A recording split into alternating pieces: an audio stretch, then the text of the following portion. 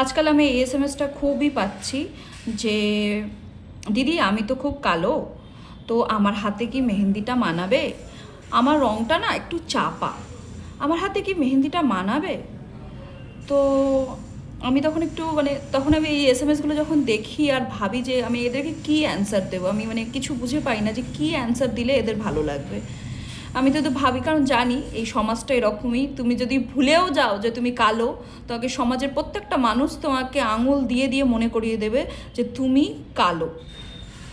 তো তোমাদের সুবিধার্থে সেই সমস্ত মানুষ যারা আমাকে এই প্রশ্নগুলো করে তাদের জন্য আমি বলতে চাই যে দেখো আমার স্কিন টোনটা দেখো, ঠিক আছে?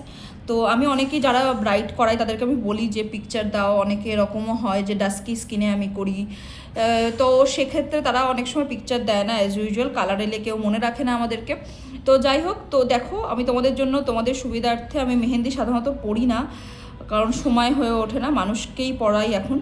তো যেহেতু দেখো এইখানে দেখো আমার স্কিন টোন কিন্তু তোমরা, আমি জানি না কতটা ক্যামেরায় বোঝা যাচ্ছে, কিন্তু আমার কিন্তু ডাস্কি স্কিন টোন, মানে হচ্ছে যেটাকে সচরিত ফর্সা বলা হয়, সেই ফর্সার ক্যাটাগরিতে আমি পড়ি না। তো আমার হাতে দেখো, এই দেখো ব্যাক সাইডে আমি মেহেন্দিটা করেছি, দেখো কতটা সুন্দর লাগছে। এটা 24 আওয়ার্সের পর স্টেন। তো তোমরা যদি কেউ করতে চাও নিশ্চিন্তে করতে পারো, কোনো অসুবিধা হবে না।